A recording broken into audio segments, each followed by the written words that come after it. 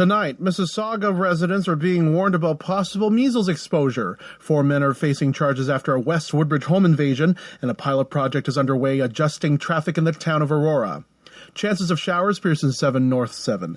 This update is brought to you by Ray Cotolo on 148.ca. Failed comic book heroes. Details at 148.ca/Frank. I'm Philip Hong from SRN National News. Now here's Mike and Ray with North American Harness Update on SRN1. Mike and Ray, failed comic book heroes. The starter has called the field to the gate. Fail is a good word. This field is in motion and approaching the start.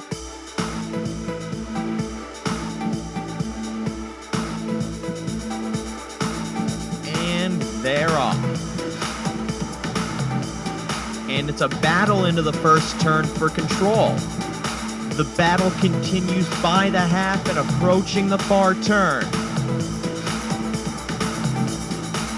Stride for stride past the three-quarter pole and approaching the top of the stretch. And as they hit the top of the stretch, it's mission brief. Foiled again, Muscle Hill, Captain Treacherous and Vegas Vacation, Lucky Jim, a rock and roll dance, Be a Magician, Sebastian K approaches the line, Guccio is coming late, and as they hit the wire, it's too close to call. Now here's North American Harness Update on SRN1.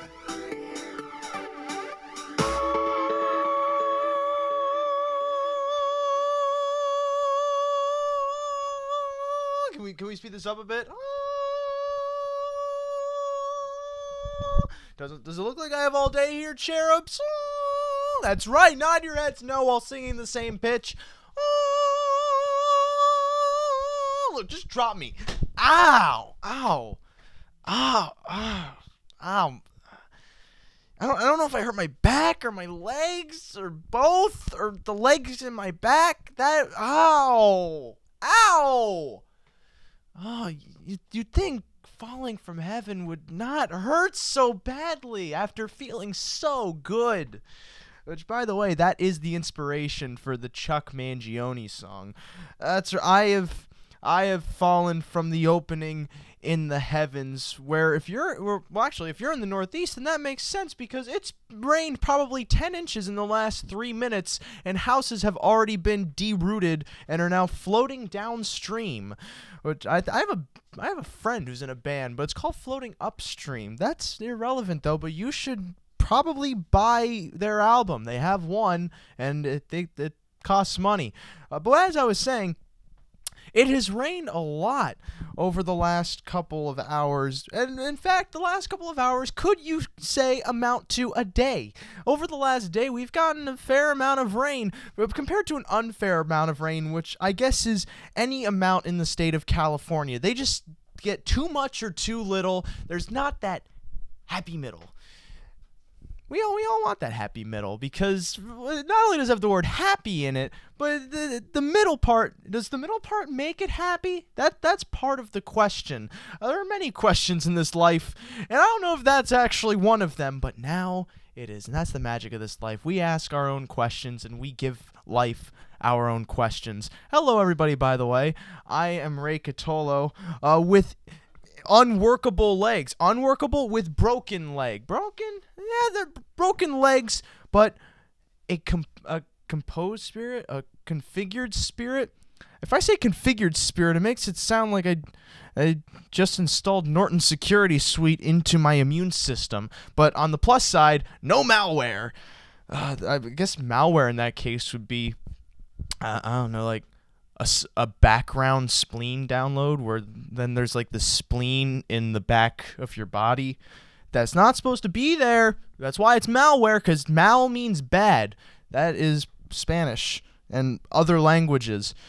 But that's right. It is me, in fact, Ray Cotolo. It is nobody else. There are some times that other people come on to do this monologue that are not me. And first off, that's when you should be worried as an audience, because you've come to expect to hear my voice. and my thoughts. Except last week, I have no idea what I was saying for about 20 minutes of the show, but I hate to admit that was still me, because sometimes I'm just a nervous wreck. Like last week, I was not nervous, but I was a wreck. I was every part of a ship that washed ashore after being blown up by some terroristic penguins. It's in the middle of the Antarctic Ocean, assumingly, and I'd be washed up on the shores of South America. But those are just the tiny little details that help paint the vivid picture of my destruction. But I have recomposed myself over this last week. I'm feeling stronger, I'm feeling clearer, I'm feeling stronger, and I'm feeling clearer. Did I mention that I am stronger? I've been working out, actually. That's part of the stronger. It's one of those double entendres that Shakespeare loved, except not in the naughty way, in a more classy way, in the actual idea of a double entendre, which is a meaning of two things. I am stronger both of body and spirit, because last week I had no spirit. My spirit was done. It was zero. That's where the nervous wreck came from. But this week, I've started to try and, work my muscles, doing different things. One thing I love to do, and I know this is going to make me sound like such a dork, but I'm doing a radio show from my father's basement on a Friday night, so I really have nothing to lose. But one of my favorite exercises to do is, I guess the term would be jockeying. I ever since I was little, I always was fascinated by the motions that jockeys perform, just the motion of jockeys. I've always been interested in that. I always like to watch them move. If I had to reiterate that, I just did. But there's always been something to me that's attracted my eyes, and I'm going to end up saying the same thing again, so I got to get to the point. The point being is how they have like those equicizer machines. I actually kind of makeshift my own, and what I do is I just jockey, and I would put on a race, I act like I'm a jockey, and then my mom comes in and she is disappointed in me, but that is not the point of this. The point is, I am getting killer arms from doing that. My legs are getting a bit stronger, so eventually I will be able to go back to running once it gets warmer, because that's ultimately what jockeying for me is. It's a precursor into regular exercise. And since it's been raining, since it's been cold, I haven't been able to get outside to go running to make myself stronger. And not only that, I gotta beat Mike in a race at some point in my life, and I'm just not preparing for it. And I'm very much like the rabbit from The Tortoise and the Hare, who ended up gaining a crap ton of weight from doing coke and drinking a lot. But I'm not doing coke or drinking a lot. That's more along the lines of the metaphor of not trying. That's as simple as that. Also, I feel like I got the better version of The Tortoise and the Hare. It was a bit more, explicit and mature, but if you cannot tell, both of those, well, at least the mature part, I think, fits my personality. I'm not really too explicit, and I am proud of that. I am satisfied that I am able to articulate myself well enough where I don't need to go down that route, and instead I can sound intellectual. However, I also recognize that sometimes I don't perform too well with certain audiences, and as a host, that kind of gets to you, because by you I mean me.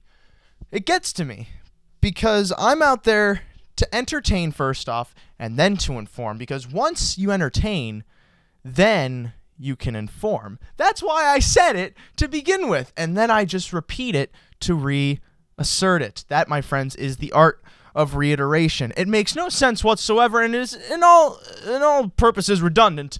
However, I like to entertain before I inform. But one thing I've learned recently about our demographics is that we aren't performing too well with kids. Now, part of that is from the actual numbers of kids who listen to the show, and the other part is the fact that I was walking through a playground the other day and a bunch of 5th graders beat the crap out of me and stole my quarters. So in order to try and reach out to the younger audiences, I've decided to come up with a new segment here for the show. I'm going to do it right now to try and help bring in the youngins. And so if older people, older people, if you have had the honor to create a younger version of yourself to curse this world, please bring them in, but don't tell them they're a curse. Wait until they're 18. Bring them in, sit them around the fire, and get them ready for this segment, which I would like to call the Jingle Jangle Harness Schmangle.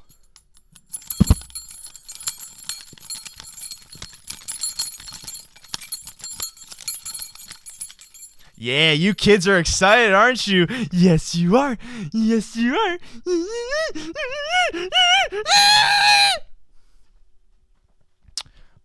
I partly did that because I know one person, his name being, I probably shouldn't say his name, who has a daughter, and that daughter does not listen to the show because the father, the person I'm talking about, is scared that I will make her cry because I like to change in pitch and noise a lot. I scream randomly at times, but I also think that that's just the element of surprise that makes my character so interesting. And I don't mean my character as in this is all a facade. This is no way this is a facade. This is show business. All of it is real.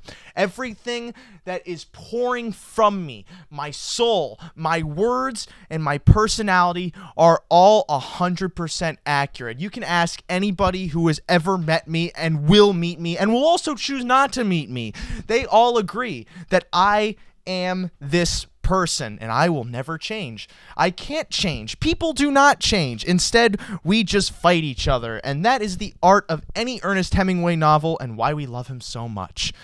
So we should probably start talking about... Oh, wait, no, there's another... Oh, I'm just getting word now. People are starting to tune out of the show, and it's because of my breath. I find weird, because...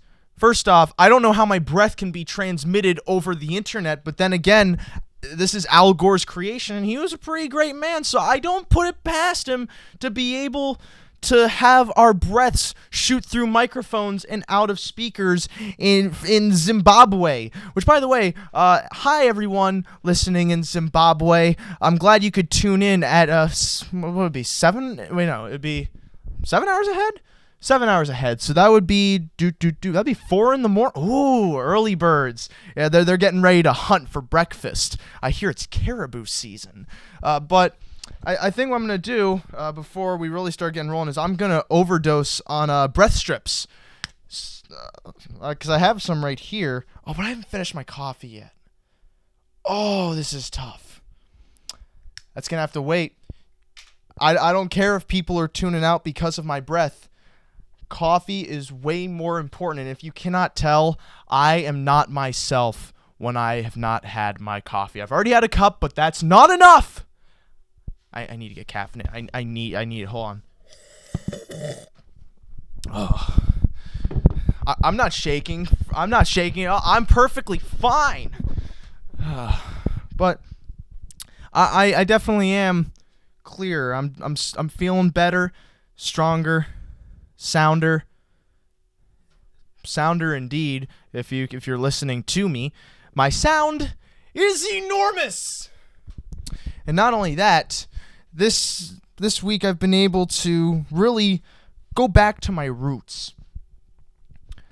And a couple weeks ago I was talking about trying to unravel myself and present it better on this show.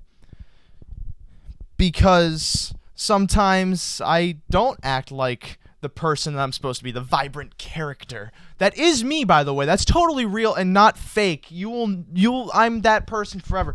And I've also been able to master certain things, like these dance moves. Oh, yeah. Yeah. Uh-huh. Unfortunately, radio has not advanced enough where you could see those dance moves and realize that I am indeed the dance master. Momentarily, I'm going to be bringing in Mike Pribozie, who will ground me, not probably in both meanings of the word, because I don't think he likes fun. That's a fact. I think it was a law that was passed the other day that not only could companies sell our private information, but also Mike can't have fun. And it's unfortunate because I know he was a fun-loving man, and I know this tore him apart. It had to tear him apart because he can't have fun anymore. That's the only thing he can feel is sadness.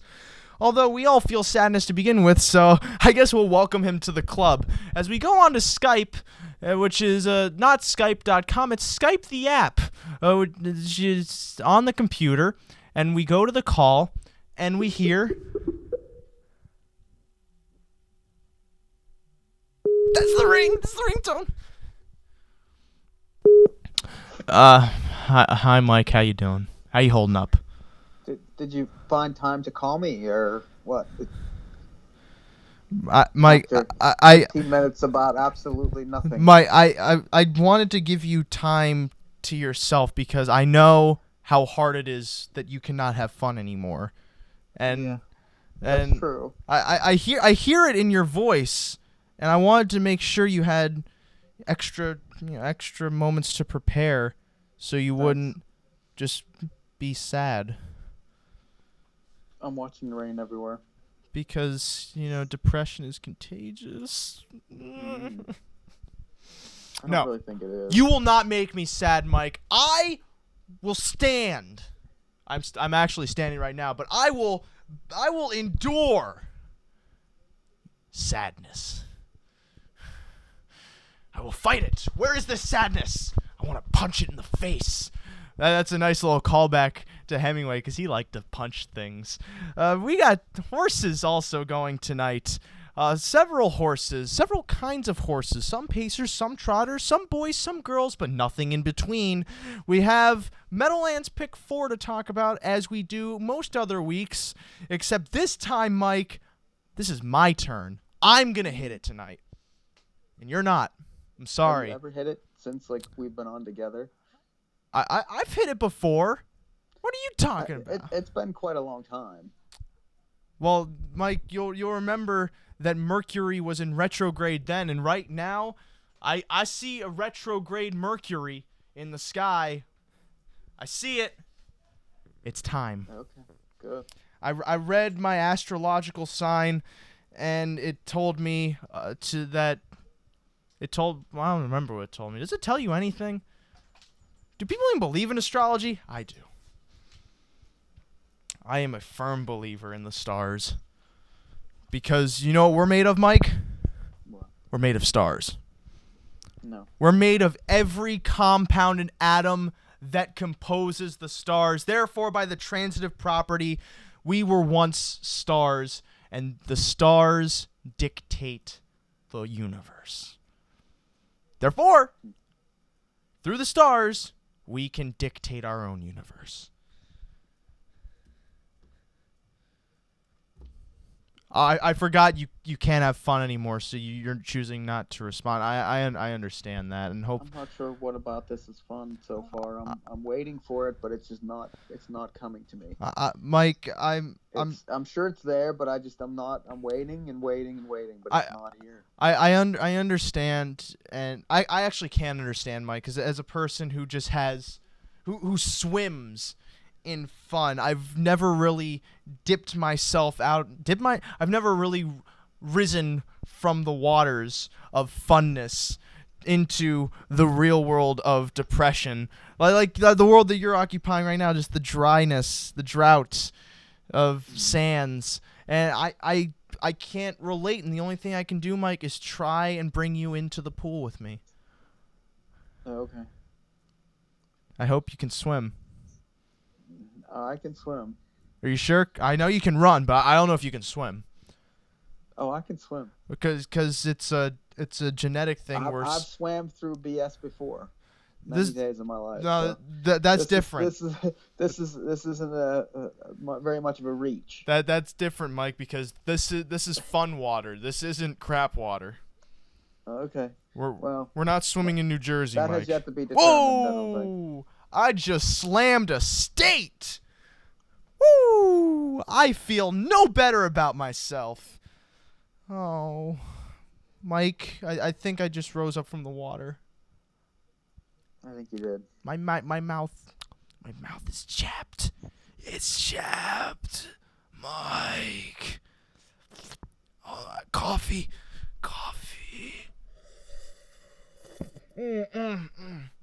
I'm back in the fun world. Yeah, I'm back in the fun world. I'm back in the fun world. All right. So I also forgot the Levies. Those were the other horses we were going to be talking about tonight, but that's not going to be until the second hour. This first hour is all about Meadowlands and trying to bring Mike back into the fun world. Of course, we could also just storm Capitol Hill and make them repeal that law that prohibits you from having fun. Because I know that's probably going to be... That's going to bring you back. I know that's what's going to bring you back. You know what? I'm going to go do that right now. I'll be right back, Mike. You can start the pick 4.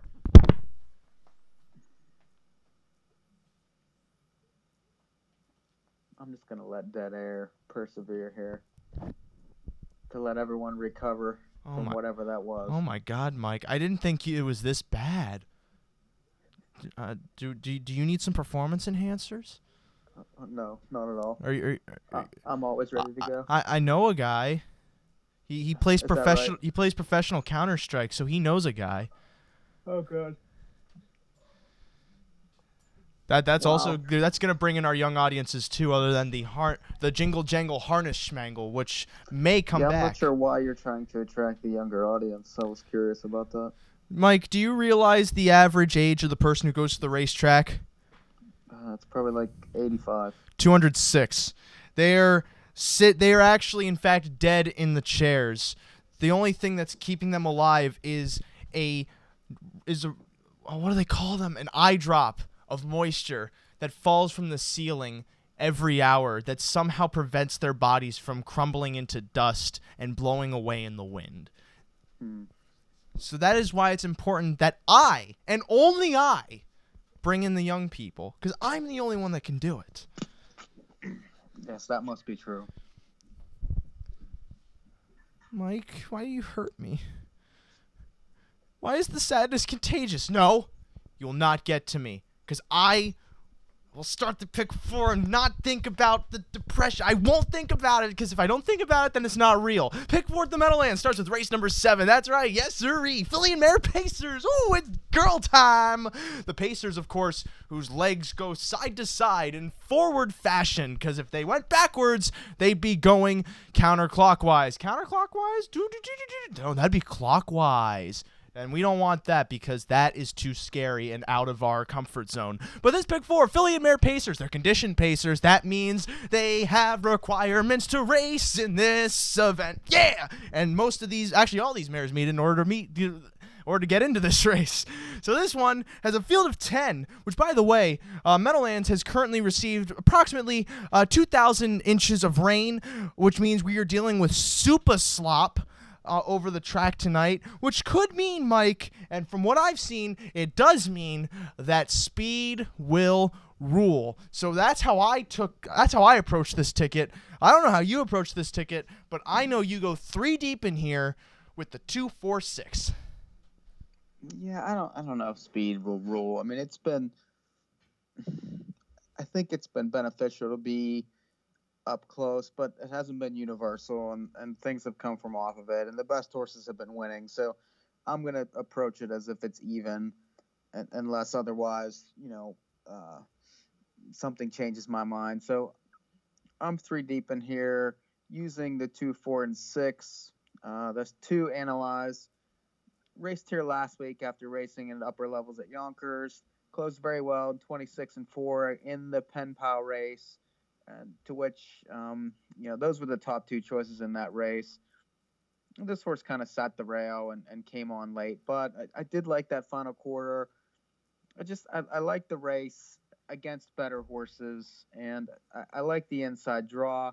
So I feel like this horse is interesting, and I think that the race sets up to be, quite quick on the front end. So I'm definitely going to use this one at a price. The 4, She's a Shark. This horse finished third last week, coming from last in a 27-2 final quarter against the Mystical Nectar. I Command My Spirit. This horse has been racing at this numbers at 15,000 level. Typically comes from way back, but has won in the slot before. And again, the way I approached this race was, I'm anticipating a quick pace. Also gets David Miller for the start, and I know that you don't care about David Miller, but I do, and I do think that will help. So I'm using that one. And then the 6, In It to Win a Fortune. This horse lost to the aforementioned Pen Pal last time off, a 2 to 3 month layoff there. Had a couple qualifiers prior to, after being off since January the 6th. Finished second at 4 to 5, to a horse that was stakes caliber last year. I feel like this horse is going to be a little tighter second time out. This horse likes the off track, is 8 for 14 hitting the board. So, if the front end is the place to be, I feel like this is the horse that's to beat up in the front.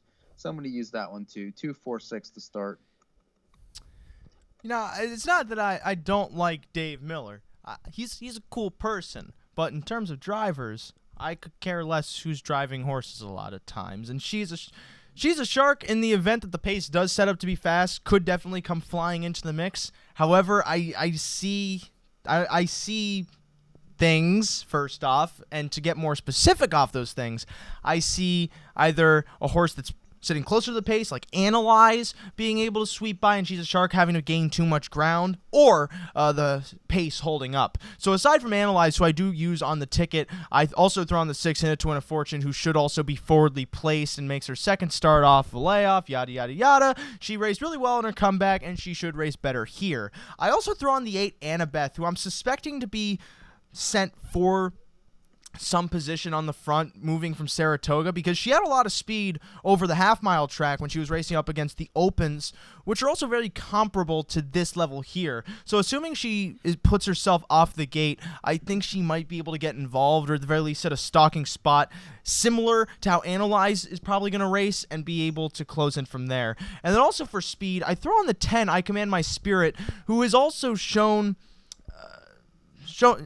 speed. I was trying to think of a better word other than speed. But has shown speed from an outside post and has won on the lead week in, week out. And she can fit this level, but from post 10, that's definitely going to be a bit of a challenge. But other than In It to Win a Fortune, it doesn't really seem like there's anybody else who's going to challenge her for that top spot, unless for some reason Vorst decides to leave from the inside, which is doubtful. So You don't think the 9's going to go? I don't think so. Okay. But it seems like I Command My Spirit should be able to get a spot towards the front, but post 10 could also put her in a bad spot. So I go 2, 6, 8, 10 in the first leg of the sequence. Second leg of the pick 4 is race number 8. It's a $5,000 trot in their last 5 starts. This is also a tough race, which, Mike, that means it's all time. Oh, for me, extremely difficult race, and it was one of the situations that, I thought 6 could win, so used them all. Very hard to trust anything. The 1, broke last time mid-stretch for absolutely no reason. The 2's decent in the slop. It's 5 for 25 on the win end. It has many shares. It's 21 morning line and has raced well at this level before.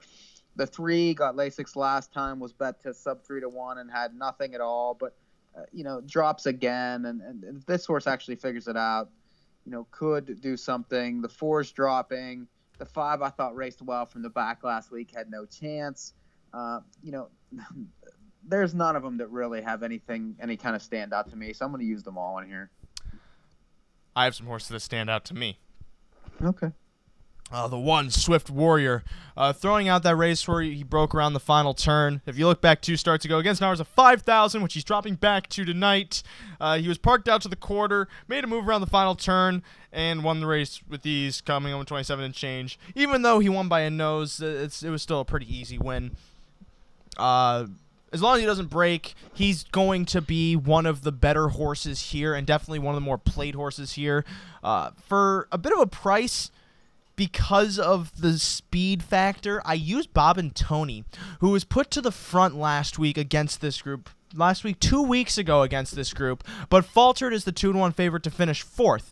Now, again, this is an instance where stamina might not matter, because as long as he's on the lead, the track could be playing for him well enough to be able to sustain that bid, and he could win the race. That's all I'm trying to say. He's a price that could be forwardly placed, and if he is, the track could help set up for him to pull off an upset. And then I also used the 7 Colby Starr, who also drops down to this level. He's going to be placed towards the front, albeit against Hours of 5,000. He wasn't really beating some tough ones he lost to not some tough ones like Danish Durango, for instance, which he took a while to round into form. But he's dropping down from the Hours of 7,500, where he was not really competitive. He was boxed in most of the way, and then into the stretch, had too much ground to make up, ended up just finishing 6th. Dropping back down to this level, he's probably going to be more aggressive and more competitive, and also one of the more played horses here. 1, 2, 7 for me in that leg. Third leg of this sequence is race number 9. It's another trotting event. Hours of 7,500 their last 5 starts.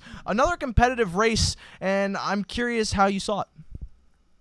3 deep, the 3 stars above All Rush, moves inside, comes back from Saratoga and Yonkers, gets back to a track that the horse tends to excel on. Finished 3rd at numbers of 7,500, 3 back when I needed him desperately.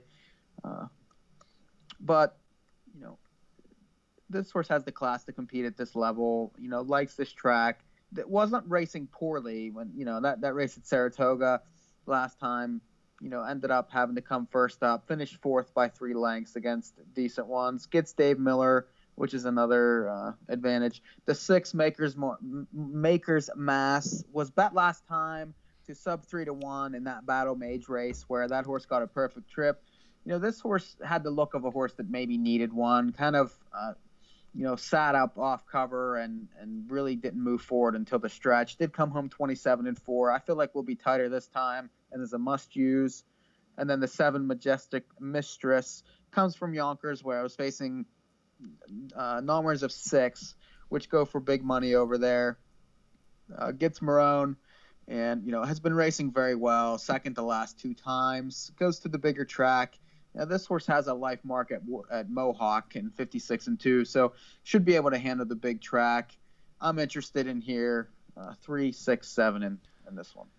This is the leg where I cut back for cost reasons, and I end up going too deep, taking 2 of yours, the 3 and the 6, Stars Above Alarage and Maker's Mass. Stars Above Alarage ships in from Saratoga, off a decent race where he came from off the pace to finish 4th, following cover against Hours of 7,000, similar to this group than Hours of 7,500. And that was after a poor race over at Yonkers, going 1.25 miles from an outside post against 10 horses. So he was locked in, couldn't really get out because he was locked in, and that race ended up being garbage. However, 3 starts ago, sat a pretty decent trip, just riding the rail most of the way, and chased home a much better horse in Fashion Creditor to finish 2nd at 31-1. It's that kind of trip that could win him this race, because as much as the speed could be holding, this is actually a race where there is not much pace at all. So Stars Above Alarage is definitely going to be towards the front. He could even be on the lead, if albeit, but at the same time, he's a better stalker. And as long as he's up towards the front, he should definitely be in play. The 6 Maker's Mass, though, is fairly obvious. Second start since shipping here from Mohawk, and since coming off a layoff from October. He was having gait issues up at Mohawk against Hours of 4 and Hours of 3. So they went on layoff, qualified in 56-3. Came here against this level last week.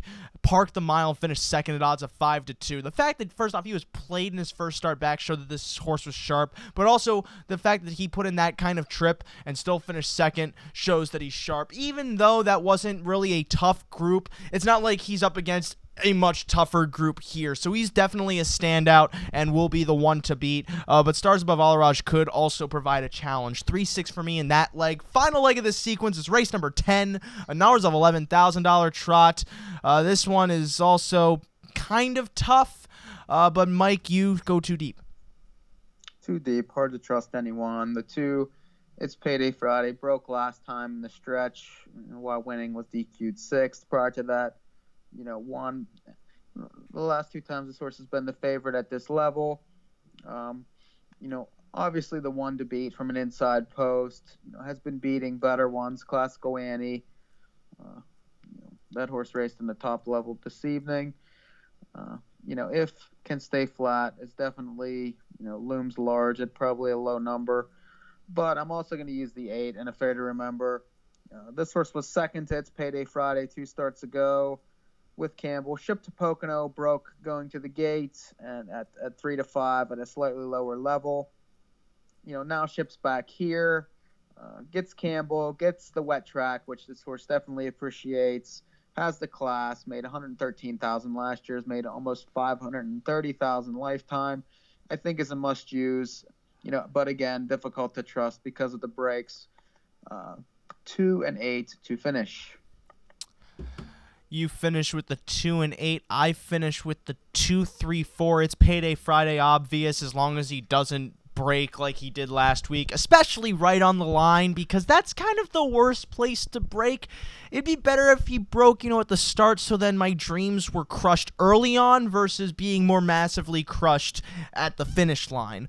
Sheer flex I throw on because he qualified decently after having 2-6 scratches, and he's also raced well against the Nawers of $7,500 level. By that one, I mean the Nawers of $11,500 level, finishing second in his most recent parimutuel start, going first over. And that was up against It's Chocolate Time and other horses in here, including Down Under Matter.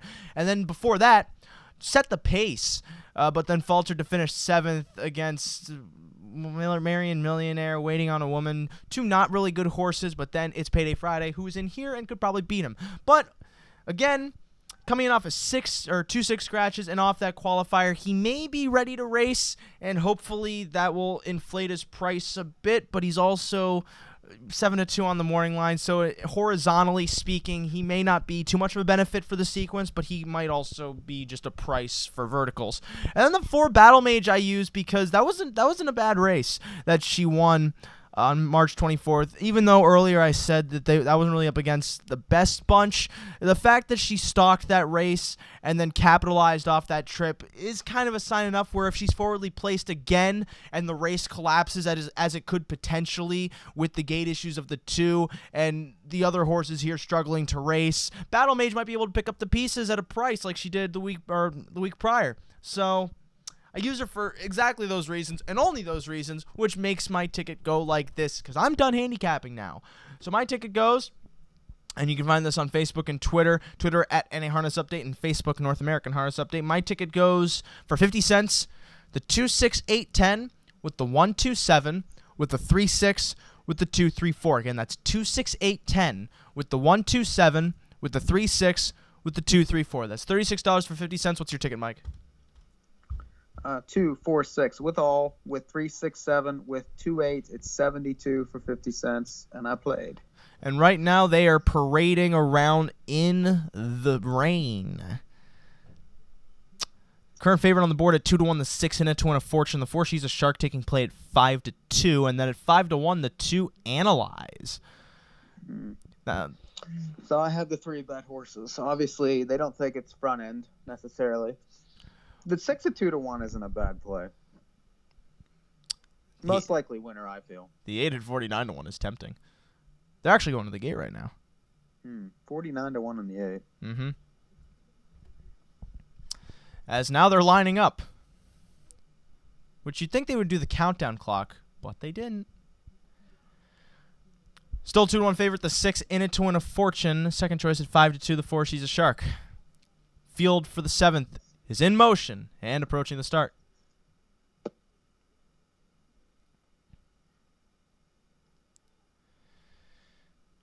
Often pacing, In It to Win a Fortune being sent for the front. Mosquito Blue Chip towards the inside moves out too, and then Not Before 8 is being urged to show speed as Vorst moves up towards the cones, circling the first turn. In It to Win a Fortune has the top, but Not Before 8 alongside now brushes past to take the lead. Vorst paces third as they move on to the opening quarter. Mosquito Blue Chips in fourth, parked out fifth, then is Truth and Liberty from Analyze pacing sixth. She's a Shark's back, then seventh in front of Cut and Pace, then towards the rear is Annabeth and the trailer I Command My Spirit. Past the quarter and through the goo in 27-2 down the backstretch. Not Before 8 now challenged as In It to Win a Fortune circles out of the pocket, and towards the outside of her comes Truth and Liberty sweeping up alongside, and here comes Truth and Liberty to take the lead. Moving up two, now uncovered as Truth and Liberty moves to the cones, is Analyze into third, about 2.5 lengths off the lead. Not Before 8 shuffled back to fourth. Following cover then, She's a Shark fifth to the outside. Vorst is boxed in sixth as Mosquito Blue Chips third up in the flow. They're then back to the outside to I Command My Spirit, then towards the rear Annabeth through a 56 3/2, 29-1 that second quarter. Around the far turn, Truth and Liberty is maintaining control by a length as Analyze is on her wheel second to the outside. In It to Win a Fortune is in the box third, then it's She's a Shark poised second up fourth. Closest threat to them is Not Before 8 fifth, about 3 lengths away as they pass three quarters in 1:24-4. Drifting off the cones, Truth and Liberty, but she maintains the lead by a length. Inside In It to Win a Fortune trying to slide up the rail, and then it's She's a Shark towards the center of the track as they come on down to the 8th pole. Truth and Liberty holding the lead. In It to Win a Fortune not gaining ground as Truth and Liberty comes to the line in front. Truth and Liberty holds on. In It to Win a Fortune second from She's a Shark in 1:53. I was right about the speed, but that was not how it was supposed to happen. It's not. Let me answer me this question. How were you right about the speed when there were 4 different leaders in the first half mile? Because And you tried to say that there was no speed in the race. Who won that race? The 9 was much the best in the race. But the 9 was the last one to make the lead and kept going. But where was she? A ton of speed in the race. Where was she at the half on the lead? Okay. That if you say that there's no speed in the race and there's 4 different leaders after the first half, then you're wrong about the speed. I don't think I said there was no speed in this race. I'm pretty sure I said that for a different race. I think we could play it back. We can play it back later, but I'm almost certain I didn't say there was no speed in this race. I was so back and forth with the 9. I just couldn't make a decision. I had her on initially and then took her off because of other reasons. Oh no, I remember what I said, because the 6 and the 10 to me were the definitive speeds, and that I said I said, you don't think the 9's gonna go? No. That's what you said. Right? Yeah. 3 no's. Okay, no, I remember that now. I do remember that, and the 9 didn't show early speed, but did show speed in the end. Ended up taking the lead to win at 9-1. Grr. That's annoying. Yeah. I didn't like. Well, I was 50-50, but obviously not enough to put her on, so. Mm-hmm. I preferred others better. I expected, when the 4 gets a perfect trip, probably should win from there.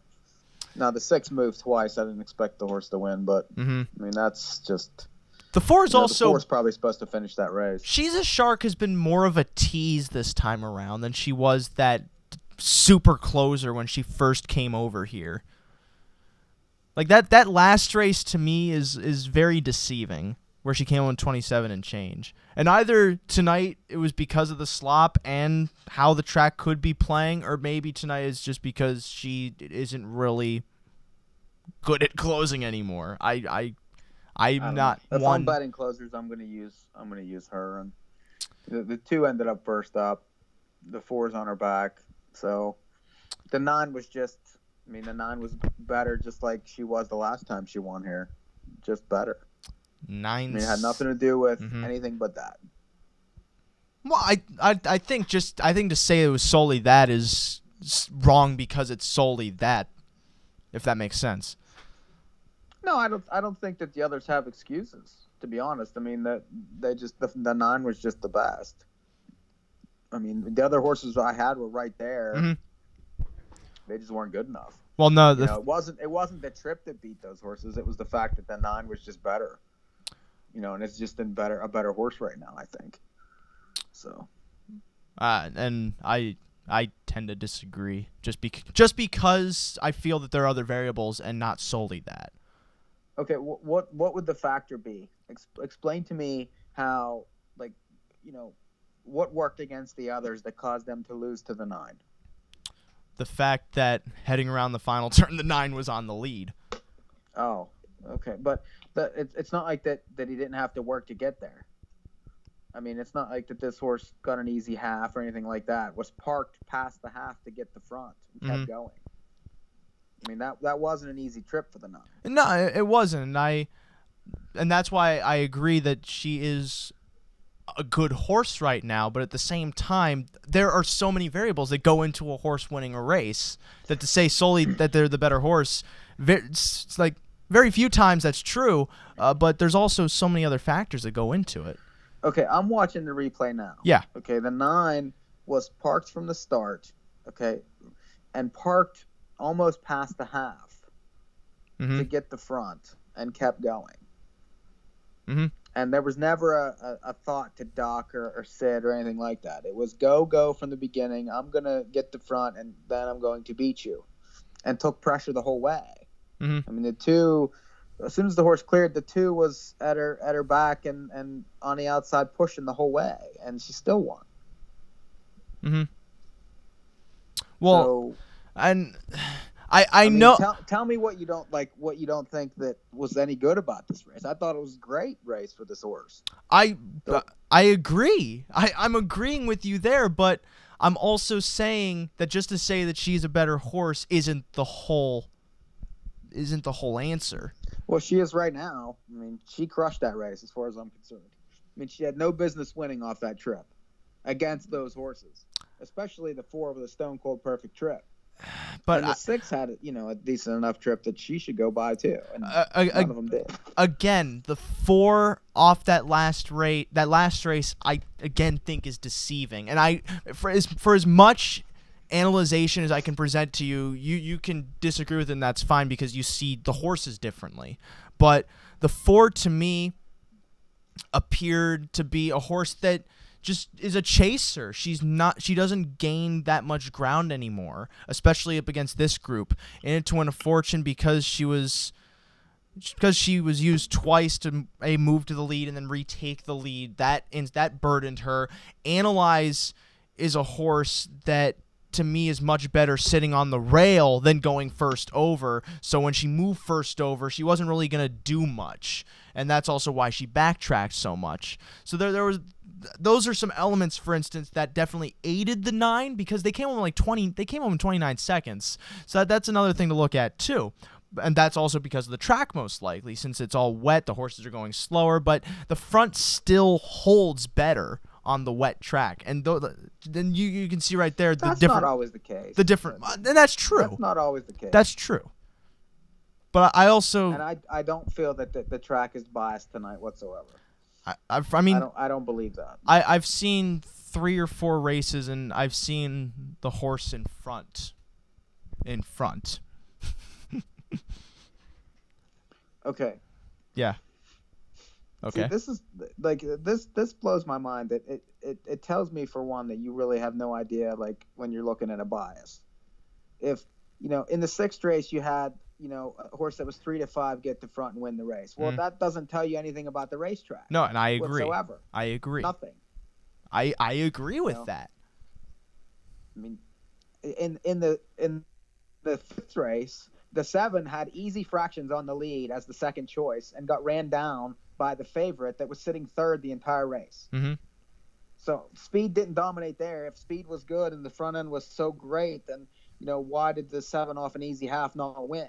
Mm-hmm. No, that's true. That's a race actually that I did not see when I was handicapping the pick 4. But I'm only going off of the 3 or 4 races that I was able to catch at the Meadowlands. No, I'm giving these 3 or 4 races. I'm looking at them, and you're telling me that the front end's dominating, but I disagree with you.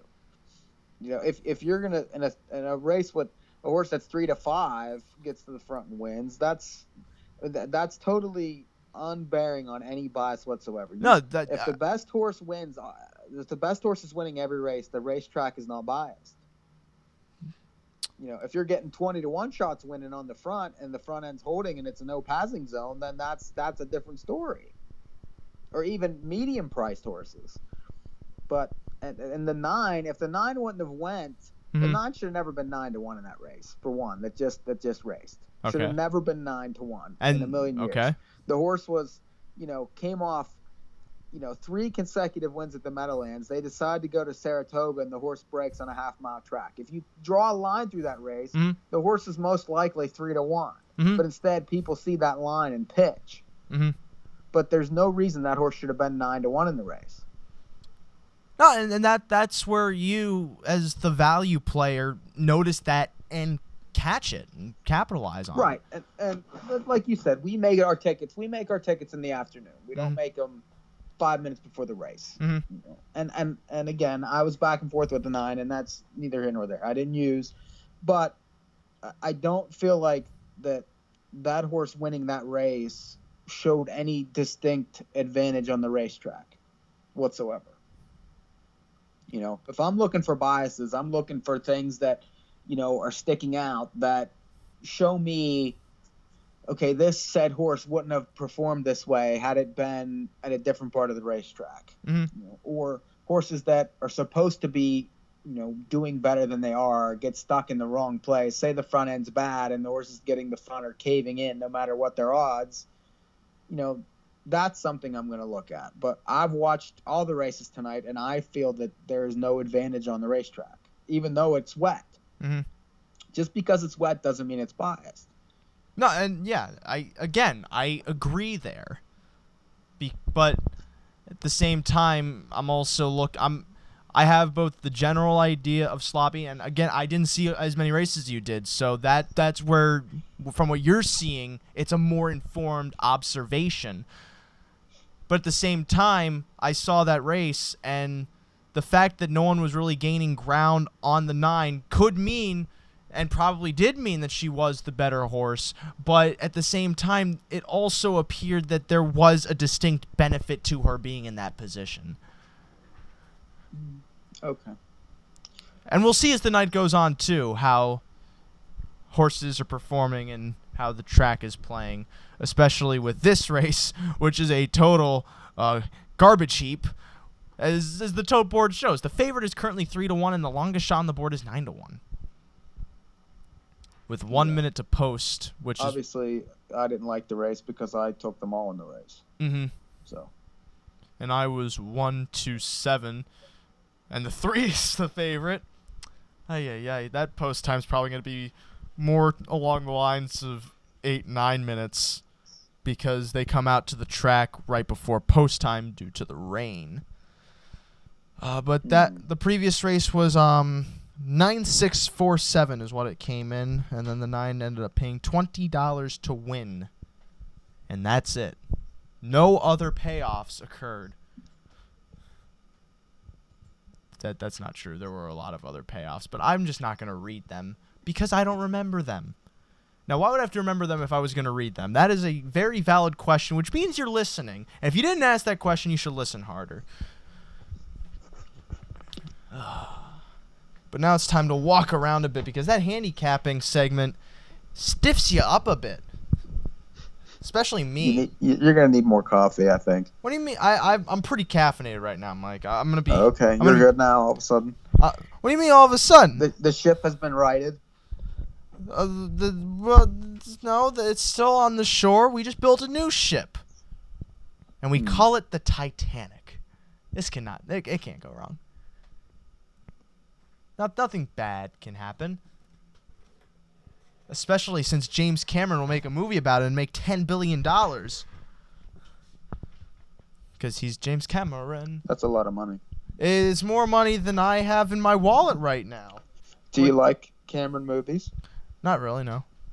Oh, I do. Well, I mean, everybody does. You're just part of the majority.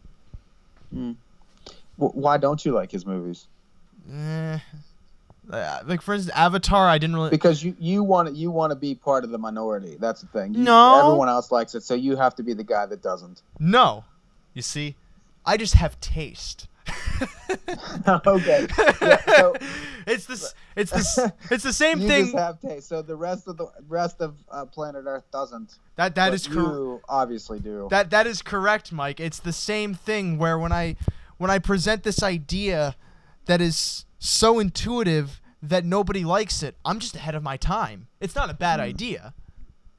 It's just so progressive that the time sphere cannot handle it occurring in the present unless that present is in the future. I don't even think you know what you're saying. I do know what I'm saying, and I think you just come up with this crap and like you just open your mouth and it just falls out. Mike, this is not crap. This is poeticism at its Exactly. finest. See what I'm saying? Now you're making up words even. Poeticism is a real word. Poeticism is not. Because poeticism sounds like patheticism, and that is pathetic. But poeticism is classy. It has depth to it. It's a weight that bears down on your shoulders because of the density. Oh, I'm sinking. Help. Help. I'm sinking in the water of life. Help. Help me. Help. Somebody help me, please. Mike, we need to get this law repealed. You need to have fun again. I'm sorry. This has been a blast. Actually, this has been great since we actually started talking about racing. It's amazing how much better this show gets whenever we turn and talk about something constructive. Nobody comes here for the racing. You think this is a harness show? No, they come for Ray and Mike. God forbid. They come for us, Mike. We're the product. I'm surprised you didn't. Were you clapping for me? Thank you. Thank you. Of course. Thank you. I feel this is a very good betting race, being that the 1 is 8-5. Oh. And everyone else is. Oh, the 2 is 9-1. The 7 is 4-1. I take it you are digging the 4 at 9-1. Yes, I just played pick threes. Even though I took all in the pick 4, I played pick threes here, and I used 2, 3, 4, and 5. That's who I prefer. Mm-hmm. The 2 is 11-1, and that's nice. Well, you like the 2 you used. I did. I do also. This horse was 2-1 last time against Swift Warrior. Mm-hmm. And the slop does not hurt. Should be up there early, and we'll go with the fact that you think the front end is the place to be, and the 1 certainly won't be there. Nope.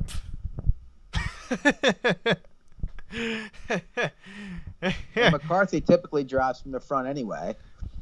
Oh, there's also 60 seconds to post. The 3's last race was too bad to be believed. It's being bet again. The 4 is dropping. Has won in the slot before. Comes off a half-decent qualifier and has faced better. Mm-hmm. The 5 I thought raced well last week. Had no chance from where he was. And you liked this horse too back, if you recall, at 37-1, and the horse was gunned and got nothing. Well, that's the thing is after that race, this horse is not redeemable until he drops in class for me. Well, he's currently 5-1. He's getting some attention Because of that last race, but don't be deceived, folks. This horse is junk. But somehow the 7 is being played off that last race, even though the horse broke. This horse had a stone-cold perfect trip last time, sat around there, and the horse did get a breaker in front, but I'm not sure how much it affected him. So if you watch that replay. And now 7-2, just because the horse is 2-1 morning line. Not sure about that. Meanwhile, but Bob and Tony is 13-1. I like the 2 a bit. I do too. Yeah. Yeah. And then after this race, we're gonna be going to break, and when we come back, I may experiment to see how much deeper into madness I can make Mike go, because I'm curious how deeply this torch can burn. Let's get this 2 going. I agree. We can make this show a lot better here. Mike, I've been doing enough to make this show better. I think it's time you pick you're up doing your way to absolutely all pit. you can. I agree. At 8-5, the 1 Swift Warrior. Second choice here at 3-1, the 7 Colby Star. Third choice at 4-1, the 5 Hot Summer Night. This is the 8th from the Meadowlands. It's in motion and approaching the start.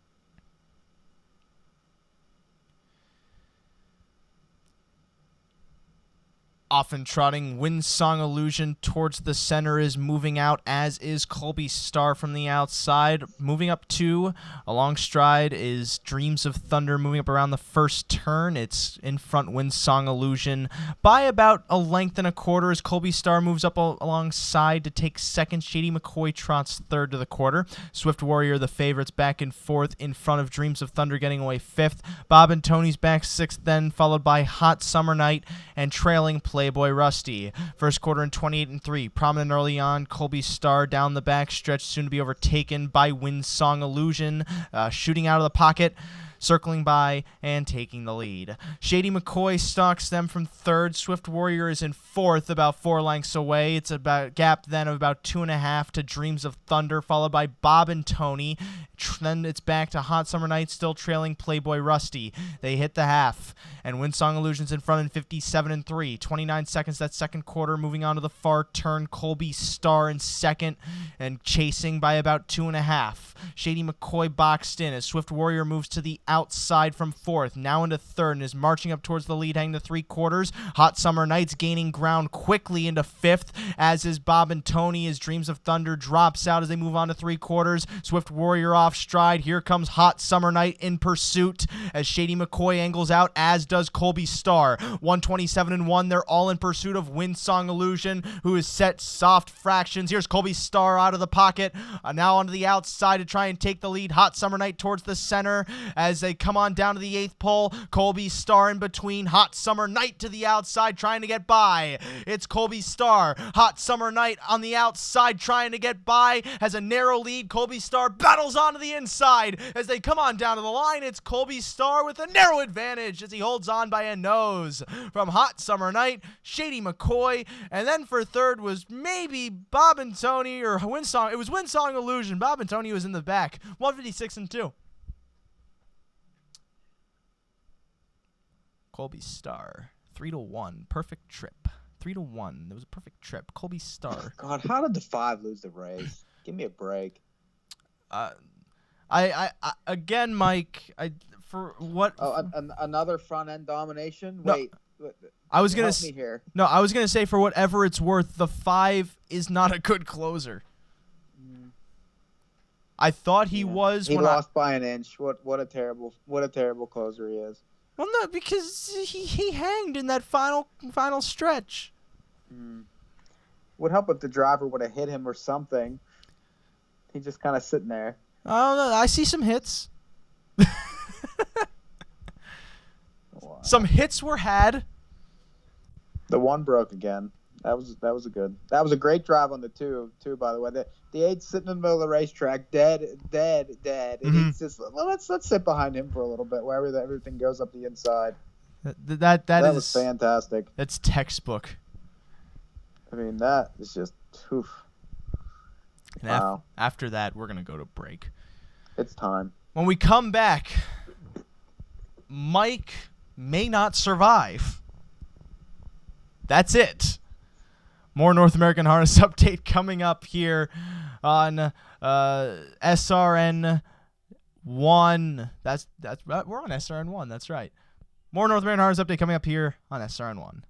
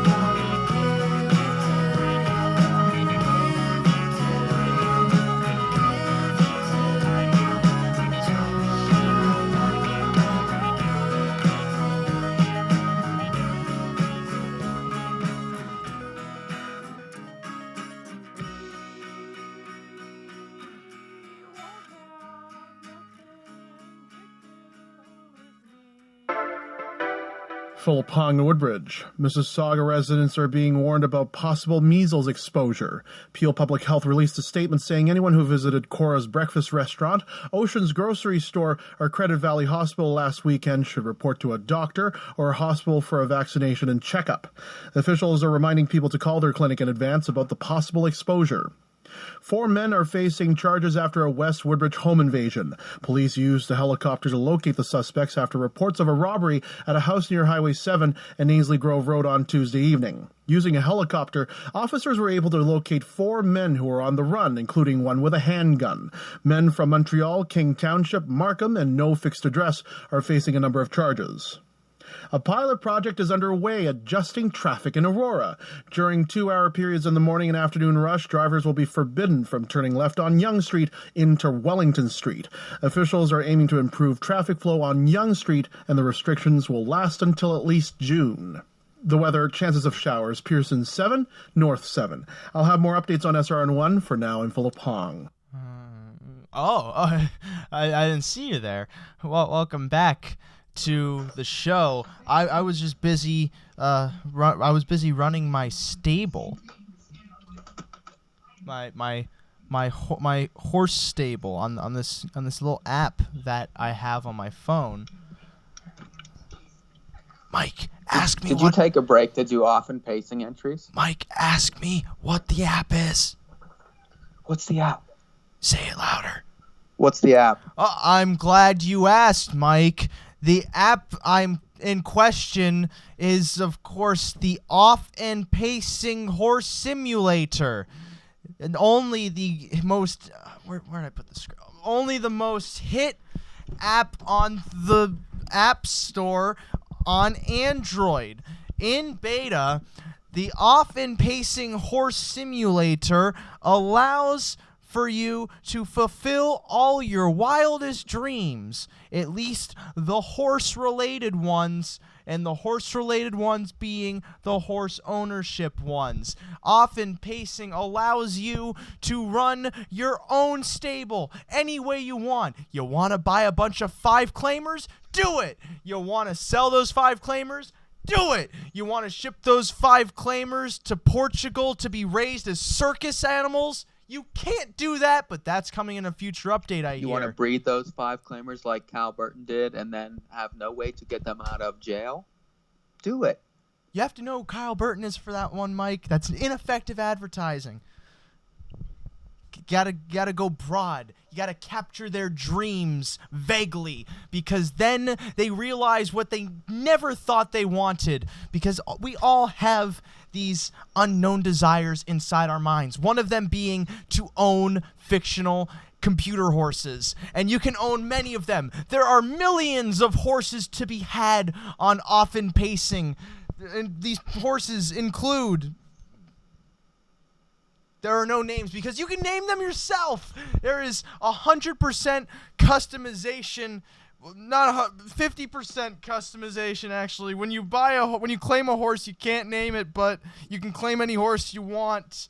You can choose the drivers of those horses, the tracks they race at. There are currently 7 race tracks in rotation, including half miles, 7/8, 3/4, 9/16, 27/36, 117 186s, twos. Go fish. Often Pacing Horse Simulator has everything you could ever imagine for an ownership simulator, except what are they forgetting? What is it that they're forgetting? That's right, they aren't forgetting anything because it's perfect! It is the first perfect beta in the history of beta, and it's also a horse racing game, 2 of which have never been seen on this green earth before, and that's going to change quickly because the earth is slowly turning from green to black from all the coal emerging from the surface to pollute the oceans. Often Pacing Horse Simulator, the not politically driven horse ownership app, available for Android and iOS. I think that was your best effort yet when it comes to that. Effort is the best word to describe that. And I'm glad someone recognized it. Oh, I forgot. We gotta cut to our jingle jangle harness schmangle for the youngins out there. Go ahead and do that. You're adorable, not who thing. You. I feel like you're more like trying to appeal to dogs or cats or something else. I'm surprised. Not children. I've never heard anyone talk to a child that way. Well, Mike. Animal, yes. Child, no. You're forgetting that I'm not a hit with kids.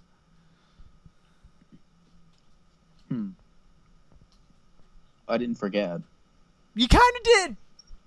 I didn't. You kind of did. Because you said I was appealing to the animals when I'm trying to appeal to the kids. And if I was trying to appeal to the kids, that means I'm not good with kids. Failing. That is why I have abandoned all 28 of my sons and 9 of my daughters. And the other 10, I have no idea what they were, but they're gone too. I was watching the Hands of Stone movie this morning, and it's about Roberto Duran. I'm sure you know who that is, but he was a boxer, and he had 4 sons, and he named them all Roberto Duran. How did that, like, what? How did he? Just like George Foreman named all his sons George. I thought he named them after grills. No, he named them all George. He has 5 sons, 5 or 6 sons, and they're all named George Foreman. And Roberto Duran, all his sons are named Roberto Duran. But must be something with boxing. I don't know. Well, that's because all of the brain cells are so dead and destroyed and beaten that the only way they can remember their kids' names is if they name them all the same thing. And that also has to be their name. I don't know. It's very, very shaky. Because so is their intellect. But that's only because it's been beaten in so hard.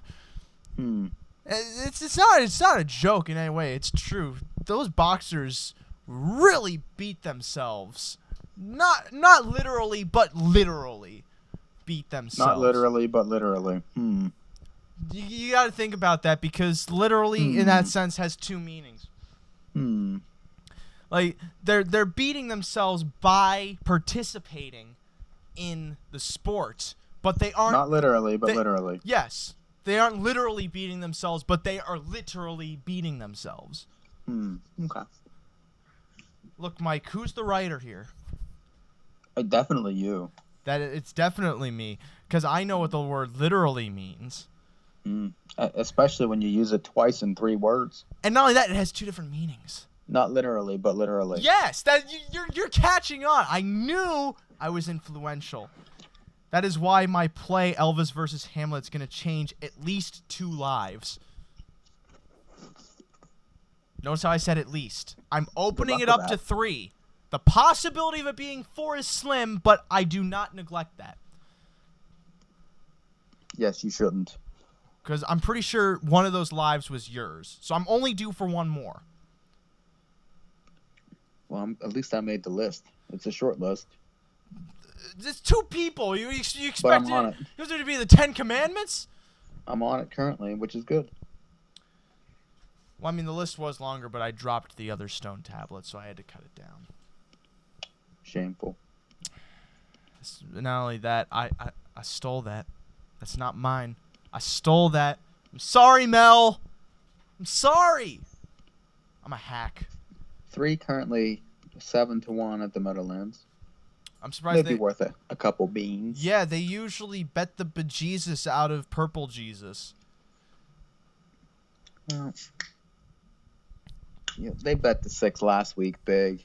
But this racetrack, though, I don't know. What makes you say that? Well, he is the closer, and, apparently the front end's good. Somebody told me that. I don't know, but...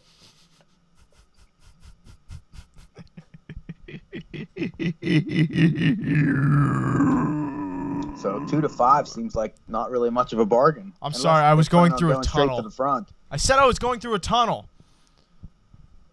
That's what those noises were. They were totally not natural. I'm going in circles.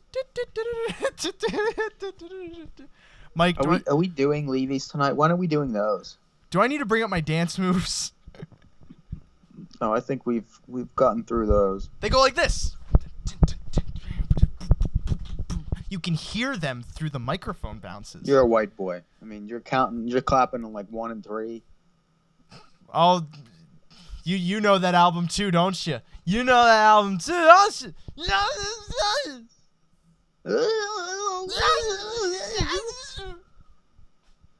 You see, when people of my age get excited, the noise that spews out of their vocal strings. I want to know at what point you decided to incorporate into like your usual like weekly show vocabulary, because you kind of find your way to it every week. You're like, no,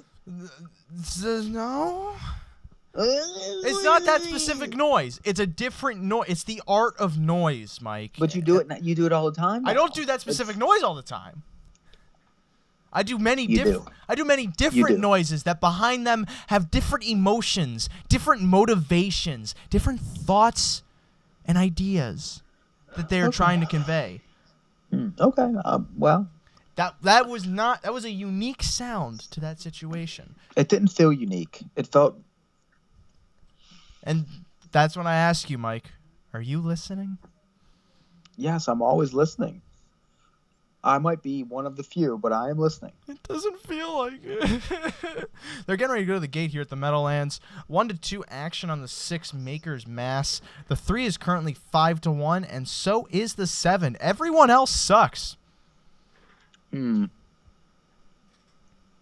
Exquisite Glide at 12-1 is somewhat interesting. I considered using him on my ticket, but as did I, but ultimately took off. He to me seems like he seems very much like She's a Shark, where he looks like he can stalk, but he can't pass horses. That's a problem, especially when you're trying to win a race, because winning a race requires you to pass horses. Well, that win was a perfect trip, and prior to that, the horse hadn't won a race for like 3 years, so. But he still won a race. It's possible. Yeah, with a perfect setup. It's possible. The 3's starting to take late action. That's because they just saw David Miller's on. Of course. Do you think during the Meadowlands, people saw Brett Miller and they went, "Oh, this Dave guy is great," and they just started betting the crap out of him? Could be. Brad is at Yonkers tonight, though. But before that, maybe. 3-5 action. David Miller has been good for 20 years. Brad has been like maybe for 2. I'm telling Brett that. Well, go ahead. Maker's Mass, the I've favorite. met Brad a couple times. They're in motion and approaching the start. He's no Dave Pallone, though. Often trotting Weisenheimer, showing speed from the center, as is Stars Above Alaraj from the inside. Off stride, the favorite Maker's Mass, as they move on to the opening turn. The 1-2 choice on a break, as Weisenheimer, in his second start in 2 years, has the lead from Stars Above Alaraj trotting second. It's a gap of 3.5, 5 lengths now to LD's Bliss trotting third. Fourth then comes Big Bill Breeze in front of Exquisite Glide 5th and his Majestic Mistress 6th. Stitch in Time 7th, Philosophical back 8th, and it's long as back to the breaker. Maker's Mass as they pass that first quarter in 27-4. Weisenheimer sets the pace past 3/8 and down the backstretch. Stars Above Alaraj sitting second, about 2 lengths off the lead. It's a 3.5 length break then to LD's Bliss third, another 3.5 to Big Bill Breeze chasing fourth. 5th, Exquisite Glide with about 6 lengths to make up. Then it's still back to Majestic Mistress with Stitch in Time and Philosophical. Half went in 57. 29-1 that second quarter. Weisenheimer with a tepid pace moves into the final turn, a length and a half clear of Stars Above Alaraj. LD's Bliss is slowly creeping in from third. Outside comes Big Bill Breeze from fourth. On his back, Exquisite Exquisite Glide. Majestic Mistress trying to gain ground 2 in 6th. Still back to Stitch in Time and Philosophical on to 3/4. Weisenheimer still in front in 126 and 4. At the top of the stretch, he's 2 clear of Stars Above Alarage. Third then is Big Bill Breeze back to Exquisite Glide. 4th, drifting out though, Weisenheimer to the 8th pole. At the inside, Stars Above Alarage trying to kick by. Stars Above Alarage getting to Weisenheimer, and here he comes on by. Stars Above Alarage has taken the lead as they come on down to the line, now coasting away to a 2-length lead. It's Stars Above Alarage to win from Weisenheimer, Majestic Mistress, and Big Bill Breeze in 155 and 2. The front did very well. Well, oh my God. The pocket counts as the front? I'm sorry. Oh, does it? Well, does it count when the 2 to 5 horse busts at the gate, and then you have the 1, 2, and 3 who are garbage that get to the wood, and the 3? If the 3 lost that race, they should have retired him. Hey, math. Yeah, math. That's all. It's math. It's math. Yep, that was it. I tried to say that like Dr. Steve Brule, but in a really high-pitched voice. The 5 raced pretty well, I thought. That was a decent race. And I was actually considering using him, but at the same time, those races from 2015 were good, but they were from 2015. Right. And so I was hesitant to have any kind of or use that at all. But I think that horse was coming in off a qualifier against Charmed Life. Yeah, it was coming in off a decent. Yeah, that's a nice qualifier. That was a very nice qualifier. It was. But here's the we talked about this race before it went to the gate and said, okay, the 6 is 2 to 5 on this racetrack. That was just a terrible, terrible bet. Mm-hmm. I mean, I don't understand who was betting this horse at 2 to 5. I don't know who was betting the horse last week at 2.8 to 1, but I mean, the 3 was definite value at 6 to 1. We called that, to the attention prior to the race. This is the kind of opportunities you can't pass up whenever they're put in front of you. But remember, now the 3 got a perfect trip, and whatever. Doesn't matter what happened after the gate opens. You got to take advantage of these things when they're right in front of you like that. But to be honest, this horse could not have won without Dave Miller. 100%. No, I think you could have won with this horse.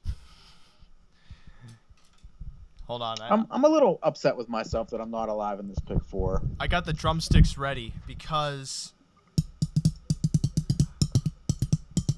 Mikey agrees with Ray. Hey, Mikey agrees with Ray. Yes, he does. He agrees that the driver sometimes doesn't matter if the horse is good enough. Mike, everyone agrees with Ray. Yes, he does. Mikey agrees with Ray. Really? Mikey felt that the 3 was good enough to be driven by anyone. Yes, he does, 'cause Mikey agrees with Ray. And that note was out of tune. That's where it ends. Pick 4s to the 2, paying about $350. That ain't bad. 390-ish, 393, yeah, 395. That ain't bad. That ain't bad. To the 8, it's close to 1,200. Grr. Well, that's assuming the 8 wins the race. I'm just telling you what they're paying. Now, if the 6 wins, that's $59,000. Yes, it is. Yeah, that's a lot of money. 2 currently 1 to 5. Ooh, that song. That song is getting to my esophagus. Shameful. That's the. Are we doing Levy's? How about you leaving me alone? No. Damn, you're good. We're gonna do Levy's. Never get to do what I want. So the Levy's. The only reason I sometimes laugh is to substitute the place where you're supposed to laugh so then the audience can laugh. Oh, good. That's good. That's probably a good idea. It just goes to show I have to lug so much weight. I know. I mean, God, for you're carrying us once again. Thanks. I love you, Mike. I gotta find my Yonkers peepees for Saturday, because they're for some reason not around here. I found them. I got them. They're on my computer now, and I'm looking at them. So Saturday is Levy night. Saturday is Levy night. Saturday night is Levy day at Yonkers. We got 4 divisions of Levies this time around. Last week, I think we had 4, and the week before that, I think was also 4. So there's nothing new going on here. However, some horses are drawn inside, others are drawn outside. Some of them are good horses, some of them are bad horses, others are the horses that we really don't care about. But some of these races, because of those post differences, set up to be somewhat interesting. This first division, for instance, does so. Because I like Soto. I shouldn't say I like Soto. Soto is a contender, but I said I like Soto because it rhymed with the phrase that I had going. And Mike, I don't know if you're a Soto man or if you are another man. Who are you? I do think Soto has a big chance just because he's raced well in both these races. Got a perfect trip 2 back to win at 6-1. Then thought raced decently enough last time. Kind of sat the pocket and went around there. Just ran into Rock and Ron, a bit of a legend who just came home a little bit quicker. Rock and Ron. I think he's probably the best horse of the bunch. I really do.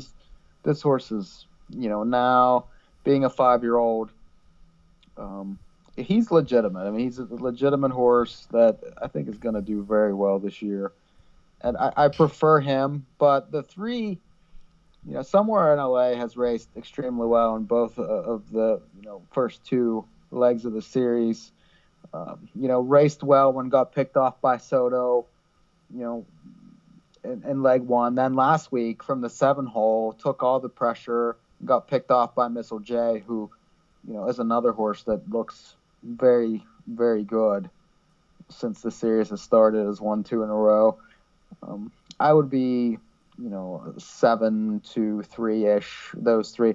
Market so just, I'm not sure. I mean, this horse could wake up, but, okay, you could probably forgive the first leg off the layoff, but really didn't have much last time. Mm-hmm. Just couldn't match the top ones. Mm-hmm. I don't know. And I don't see a better setup in here, to be honest. What do you think? Well, yeah, the fact that he couldn't win off that setup means there is probably no setup that could ever play into this horse's hooves. I mean, the horse is a good horse. I mean, 400,000 last year. I mean, the horse is a closer. It's against it at Yonkers. He's also raced much better on bigger tracks. He has. Because you remember, I would agree with it. Well, that benefits his style for sure. Mm-hmm.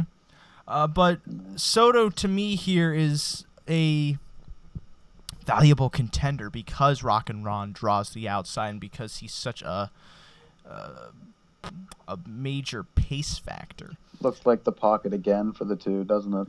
Yeah, it does. Yeah, it does. And that spot, Mike, has won many races at Yonkers ever since its installment in the 1890s when the pocket was first invented by George Pocket.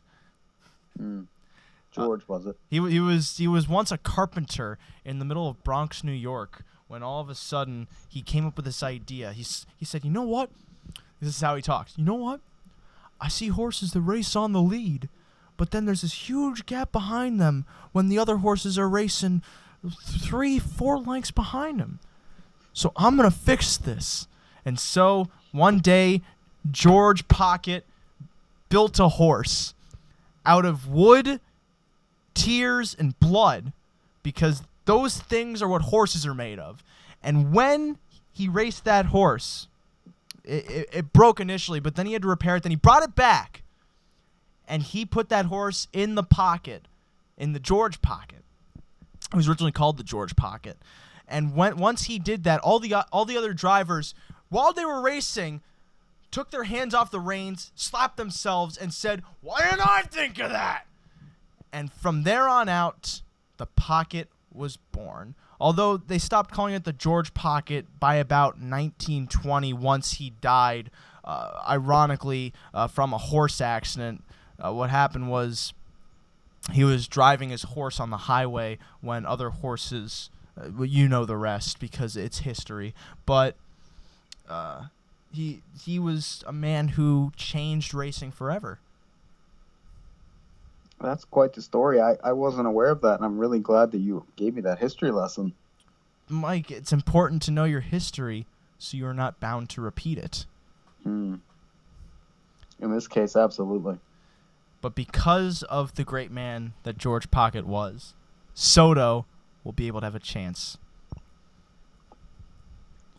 Because that's how he won 2 starts ago, and he won at 6-1. He's probably going to be 6-1 again because they're going to play somewhere in L.A. Makatso and what's-his-face, Ron on the outside.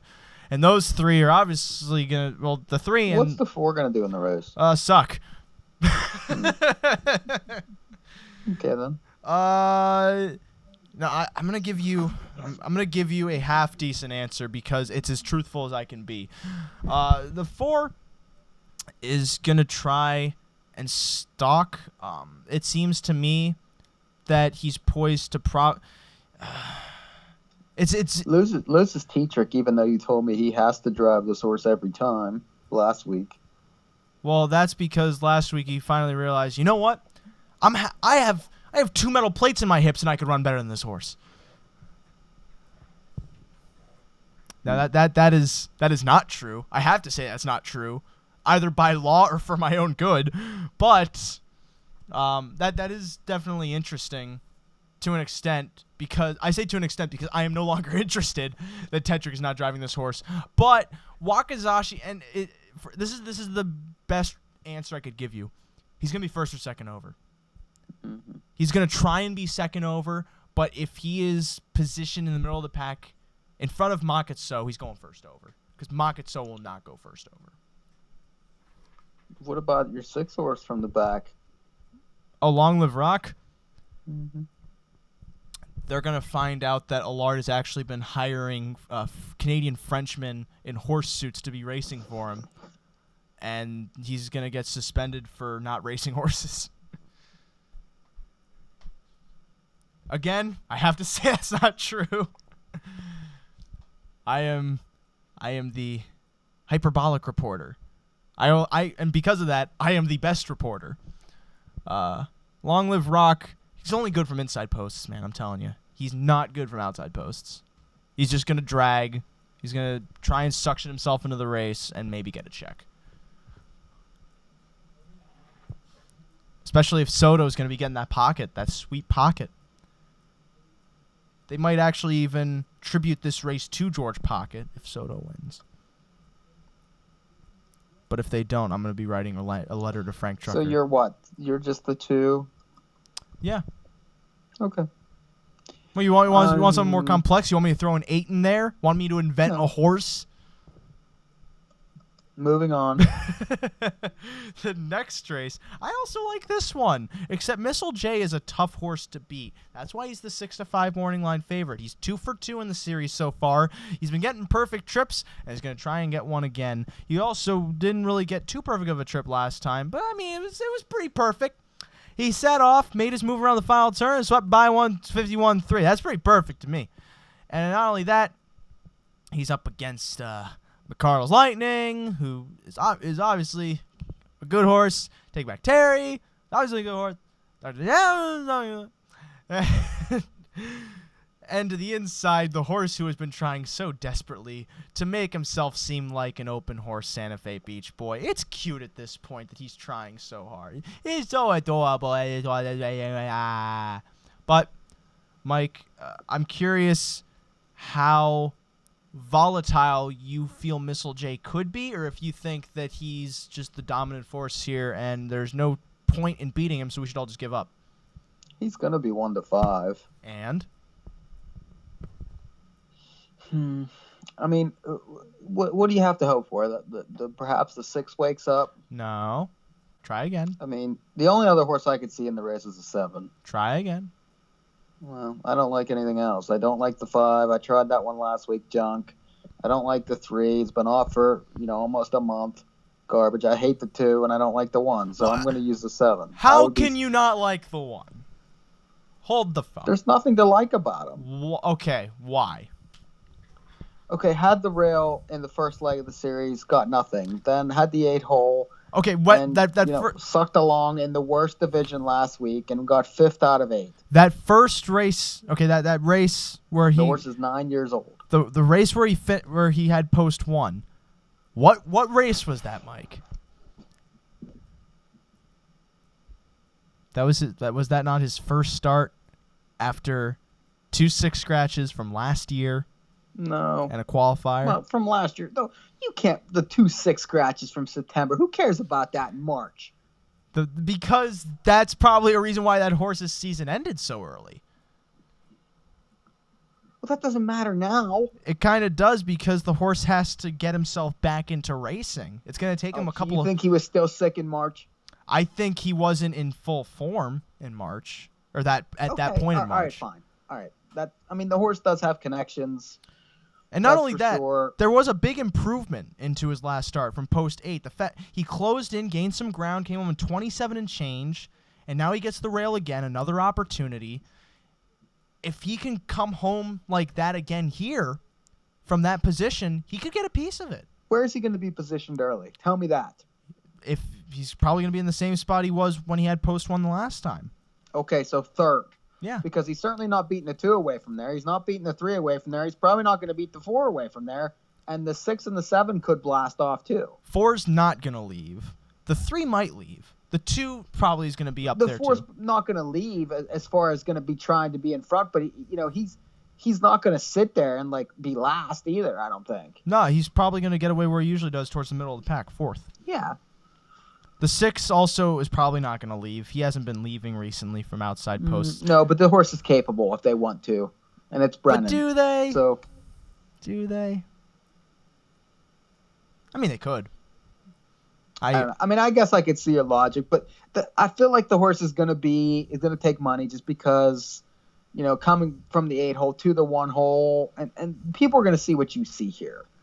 And the horse has made $1 million, and I just feel like the price is not going to be right. I'm seeing maybe 5 to 1, which is too short. I'm seeing more like 7-8 to 1. I don't see them bet. I could see this horse being bet harder than 2. I really could. I can't. I think they're going to play the 2 more. Why? The 2 has showed nothing. The 2 finished 4th and 4th. The 1 was 6th and 5th. 4th and 4th. 6th. Yeah, but the 1 is moving inside. The 1 is going from the 8 hole to the 1 hole. People, any amateur human being can see that and say, "Whoo." Okay. I mean, the 2's going to get the front in the race. And? I mean, that's one advantage he has. Mm-hmm. The 1 is just in a perfect position where if he is improving and he's rounding back into form, this would be the time for him to race. It's the same thing with Mount Beach that happened last week, where that horse had these very... They were buried little hints at this horse improving. The 1 is somewhat the same way, except you have something that's a little more obvious because he's making such a profound move, and that move being from 8 to 1. I don't know. Where are you in that race? I would agree. I would agree that the horse has a chance. However, the Mount Beach, that horse was facing a lot lesser horses in that division. And not facing a horse that's going to be 1 to 5. We're going to have to pick up on that because the 10th race is about to go off at the Meadowlands. Because they're about to hit the start. And they're off. Never Ever Clever on a break from the center. Battle Mage is showing speed, and A Fair to Remember is moving out 2 from the far outside. Then it's Payday Friday, getting away 3rd, moving into that first turn. Sheer Flex 4th, then moving to the opening quarter. Is off stride went an A Fair to Remember. That leaves on top alone Battle Mage by 4. It's Payday Friday. The favorite is in second, about 4.5 lengths away. Sheer Flex 3rd. 4th, then comes Monobono B. Down Under Matter 5th. Pay Knight 6th. And A Fair to Remember back on stride towards the back with 1 beaten. The early breaker, Never Ever Clever. 28-2 the opening quarter. Down the back stretch, Battle Mage still uncontested, but not for long as it's Payday Friday. Angles off the cones to take the lead. Sheer Flex 3rd, then 4th comes Monobono B. Then it's Down Under Matter 5th, beginning to edge to the outside, trying to flush out cover behind him to Pay Knight. As they move on to the half, it's Payday Friday has taken control. Moving to the outside, Sheer Flex to try and apply pressure. 58 seconds the half. 29-3 that second quarter as they move around the far turn. It's Payday Friday by a half length on the outside. Sheer Flex now moving up into second. 3rd, then Battle Mage to the inside. Monobono B 4th on the outside. Down Under Matters 3rd up in 5th. And it's back to Pay Knight and a long way back to the breakers early on, and A Fair to Remember and Never Ever Clever. Heading to 3 quarters. It's Payday Friday by a neck outside. Sheer Flex trying to edge by, tipping wide. Then Monobono B from the back, wider. Down Under Matter and 127-1. It's Payday Friday maintains the lead at the top of the stretch. Battle Mage to the inside tries to slide up. Outside, Sheer Flex stalled. Center of the track, Monobono B trying to close in. It's Payday Friday to the 8th pole, still in front by a half length. Battle Mage trying to get by to the inside. Monobono B moving on the outside, but it's Payday Friday. Holds on. Battle Mage 2nd, Monobono B 3rd, 156. So you were saying you could see the one. Absolutely. I could see the one, but I feel like the price is going to be shorter than you would like. Are you handicapping off my prices? I'm flattered. I'm flattered that you're taking me into consideration. Well, I am talking to you. Mike, this is so unlike you. No, it's not. Where are you in this race? Do you secede to the 4? I don't love any of that. I don't know. I mean, I'm grasping.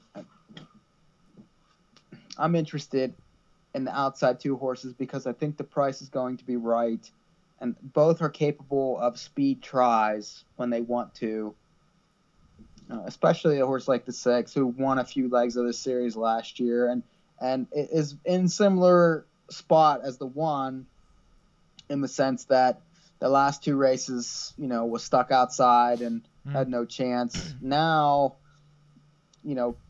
there's not a ton of speed in the race, so much so that, this horse could go early. Mm-hmm. So, and faces lessers. So, but the 4 has been vicious. It's hard to argue with that. Mm-hmm. And of course, he's definitely the one to beat. Yes. However, by far, I tried to beat him with the 1.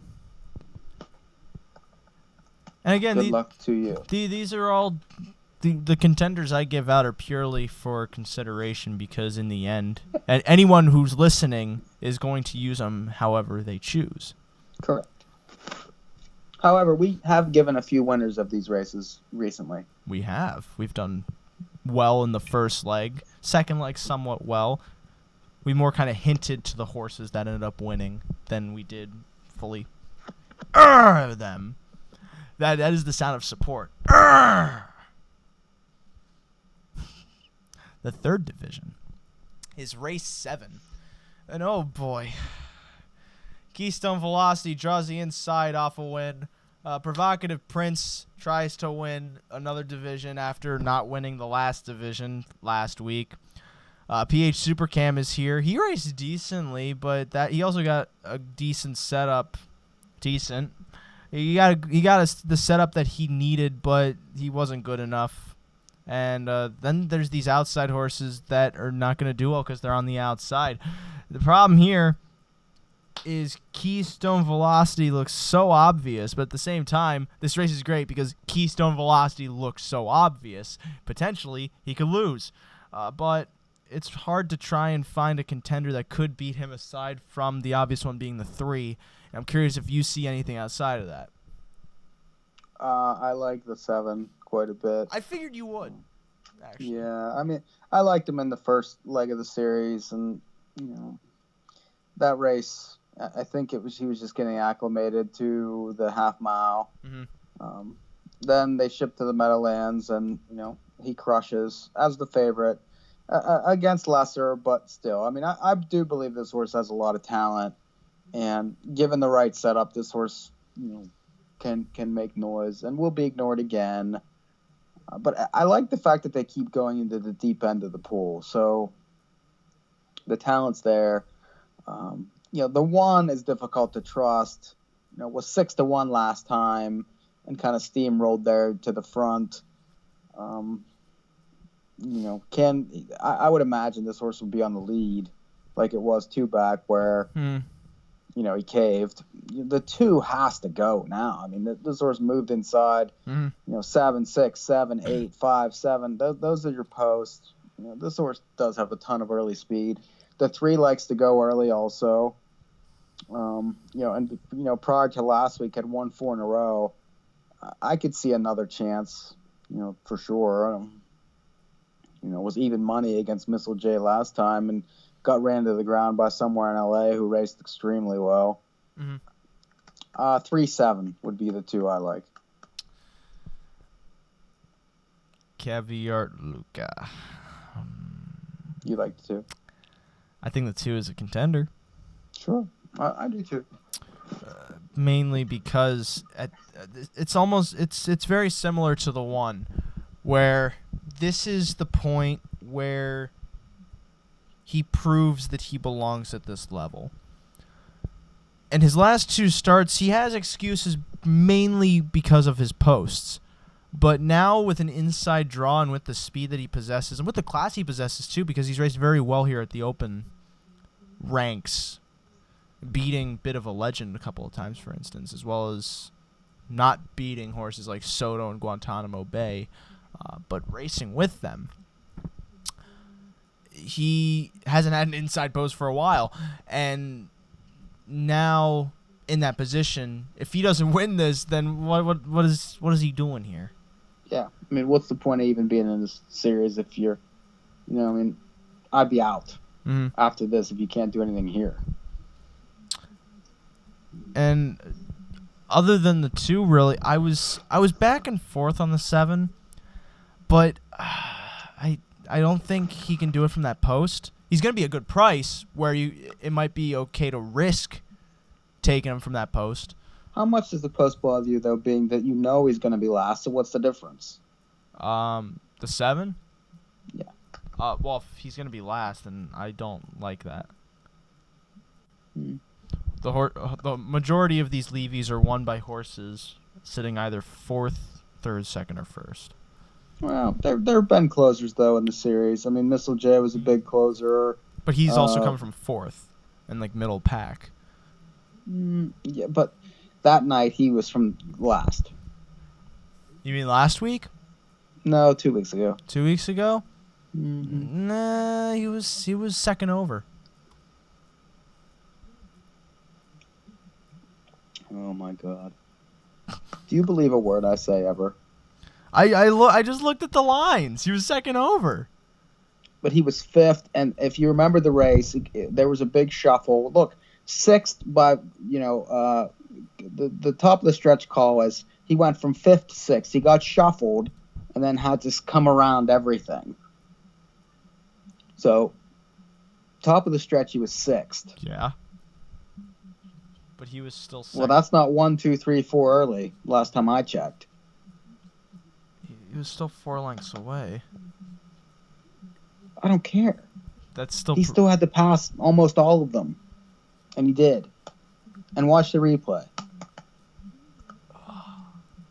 The point being, is a lot of these Levies are won either from horse just going wire to wire, horse hits the pocket, horse circles by everyone from first over. There hasn't been very many wire jobs at all. In the past, there have been. But not this year. Not this year, no. Part could have been the first leg being in the slop, and then the last leg not being in the slop. I don't know. I'm not a trackologist. I'm a handicapper, which means I'm righteous.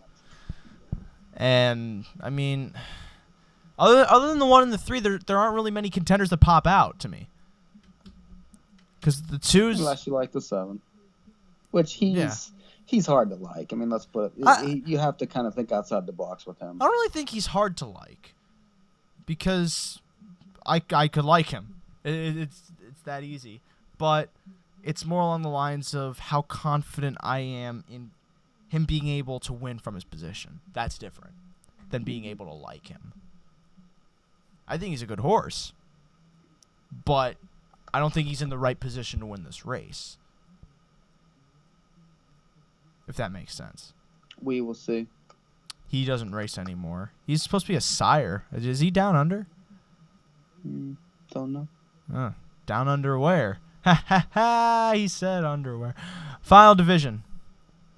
It's race 9. Oh, man, oh, man, oh, man. Bit of a legend with an outside post. Okay. I don't know why, but they don't realize that this horse was only good from a pocket. Yes, there was that one race where he somehow came from 8th and swept by everyone, but every other race he won was from a pocket. And now they've been trying to pull this first over crap, the second over crap with him. It doesn't work. That's not his preferred racing style. So I'm curious to see if they try to go back to that from this post. Or if they try to do it. He's lost to a couple nice ones, though, too. I mean, the Soto race, Soto had a perfect trip and just beat him. Mm-hmm. And then he lost to Rock and Ron last week where Rock and Ron just ran him down. Mm-hmm. No, that's true. And now, I mean, who would you the inside 4 here are, Mick Wickett. I don't know what happened to him, but he's totally off form and really looks like crap. I don't know why you're neglecting Guantanamo Bay. No gate speed whatsoever. But he's also had poor posts. Okay, I'm looking. If you look back, I know it's a lot to look back, but if you look back to that open race where you had the 3-0, he still ended up 6th early. This is what I see early. No matter what post he has, he's 6th, 5th, 6th, 7th, and 6th. I don't care what post he has. Yeah, but it's easier to close from an inside post than an outside post because there's less ground to maneuver around. True, but this is not my type whatsoever. I'd prefer he'd be outside to where you'd have a better post because he'd still be 6th early anyway. But he would also be, as the comment says, no factor. Well, he's been that last quarter he came in 27 flat. This horse is sharp, and he's up. He's up against a bunch of weeks. If you look at the race, 2 back, it says 3 moves, which that's true. Mm-hmm. I mean, he was roughed up in there, and then last time, he was in against the top 3, so those were tough ones. He does move inside. There's things to like about him. Mm-hmm.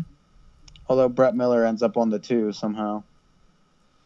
I don't care about that because the only reason Brett was on that horse was because Scott was driving someone else. And I'm pretty sure that horse was Soto. Well, what's that tell you? That he jumped off to get on Soto. That means Soto's a better horse, but Soto isn't in this race, so why should I care? Well, I don't know. He's no slam dunk by any means. Well, I mean, Malmurby beat. But it's hard to like the 2, 3, and 4. The 5 woke up last week, raced very well, and could do so might be again. A decent price again. The 6 is going to be even money, most likely. Hopefully, and the 7 from the 7 is not worth it. Well, I thought the 7 raced well in the first leg of the series, and if the track comes up sloppy, that obviously benefits this one. I mean, it benefits the 6 also, but.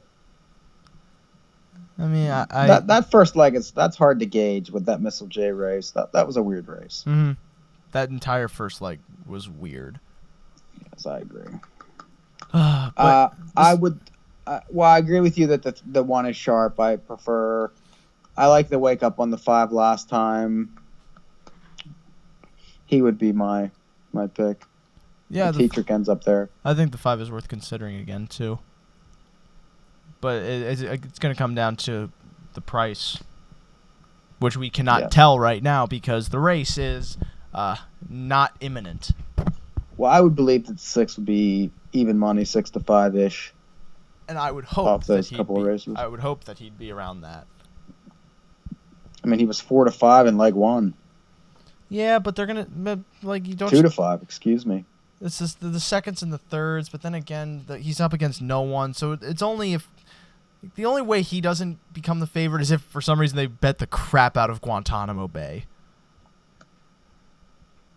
Oh, 6 is the favorite. It's a matter of how big. Yeah.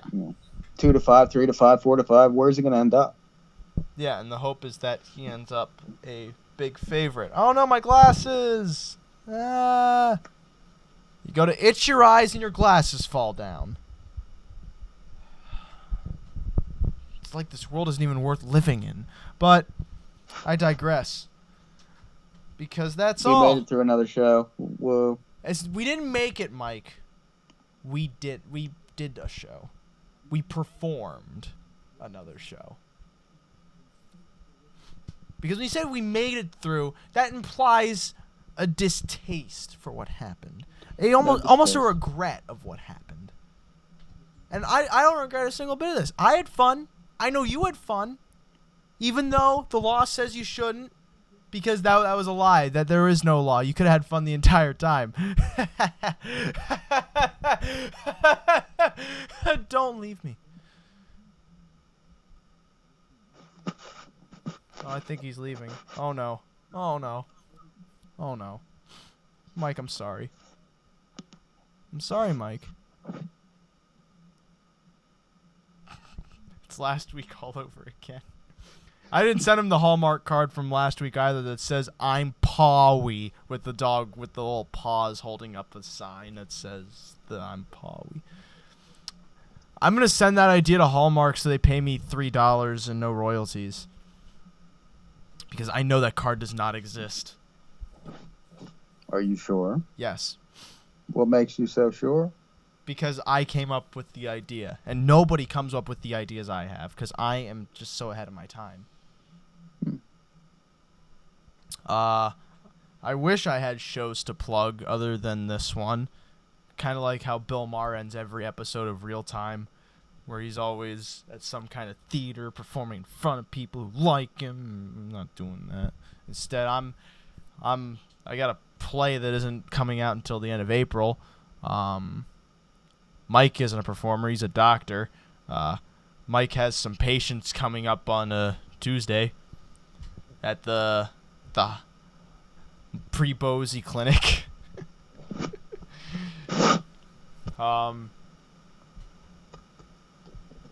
I got nothing else. Zingy's passed 1 million coins in earnings today. Oh, nice. Although we're now down to, I think it's 11 or 10 horses. We had 2 get claimed.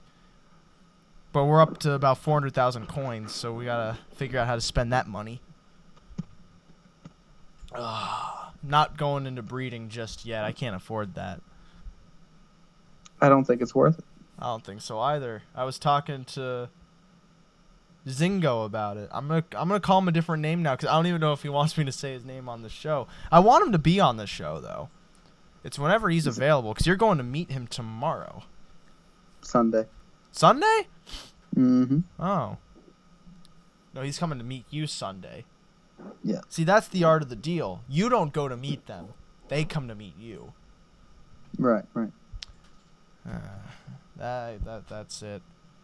We ran out of show. We'll come back when the show trucks bring in a fresh shipment. And we will have more show to distribute. Hopefully, we have so much show that some will go on clearance. And you can get it for a bargain price. I am Ray Cotolo. He's Mike Pribozie. And we are loads of fun.